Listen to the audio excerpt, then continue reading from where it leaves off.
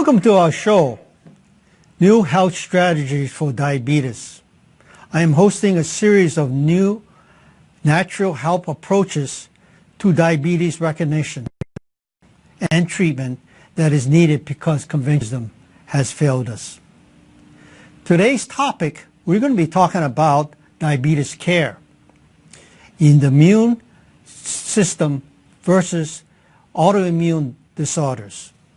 We'll be also defining a role of protection with modern technology and alternative and complementary medicine.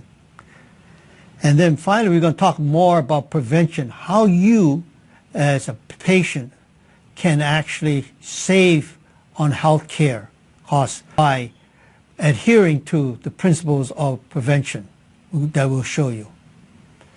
So the first thing we have to do is we're going to show a video right now on the Time magazine. This is the of Time magazine that was on June 22nd, and it says how not to end up here. And on the bottom it says, we'll bring this up here, zoom. It says basically all about prevention. It's all about prevention. The first step towards containing health care costs is to avoid getting sick. And here's how it goes. Okay. So, we're going to talk about exercising and diet.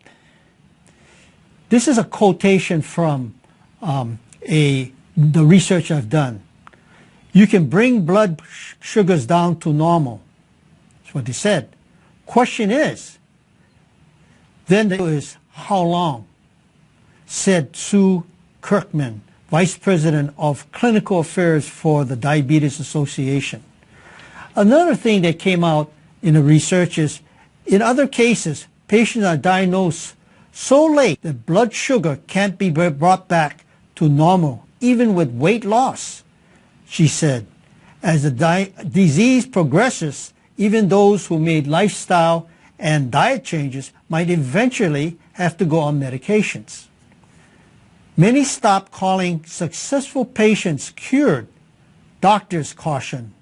For some diabetes, lowering blood sugar may be only temporary. Stress, weight gain, and other factors can be back to an unhealthy level.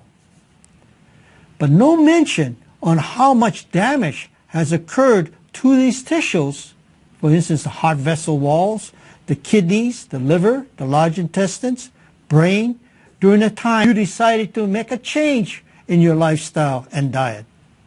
What about medications? How has that affected your health during these treatments? So all these things that he said, you can get people on diabetes too to get well again, get the blood sugar level stable, but they don't mention how much damage it is, and it still can cause degenerative diseases. For instance, people might be taking artificial insulin. Those insulin can create what we call lumps in the tissues and eventually house retroviruses, which can eventually lead to the degenerative disease or cancer. The whole thing comes down to your immune system. Is it doing its job? Do you have an autoimmune disorder from these stresses? You won't know it. First of all, you have to recognize what stresses are causing the problem. Then, after that, you have to have a strict treatment strategies on how you're going to be able to balance them out. And then as you move these stresses, the immune system starts to respond. Now, what does the immune system do?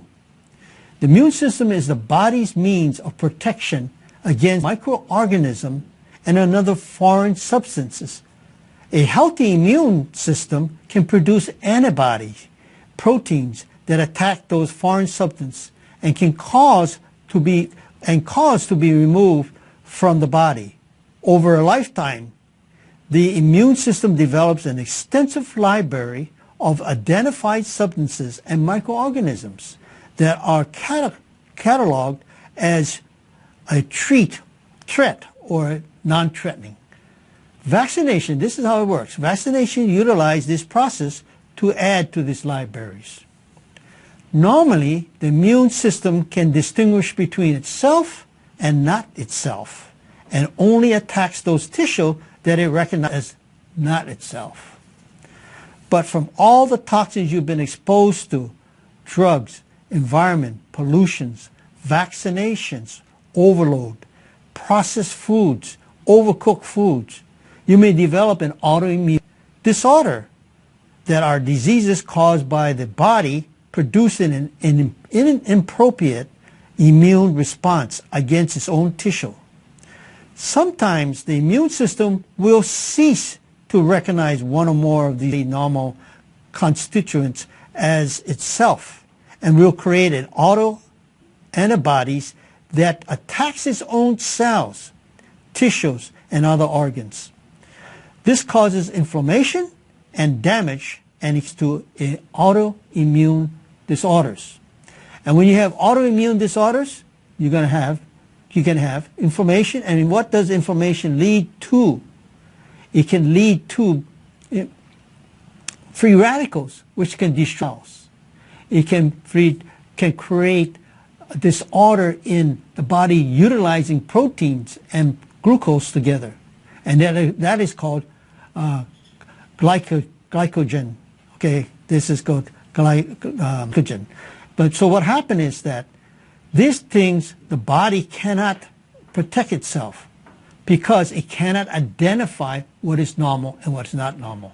And then, so our job is to find early recognitions, and we use technology now so we can use a whole vast of stressors and see which one stresses the body and which one doesn't. So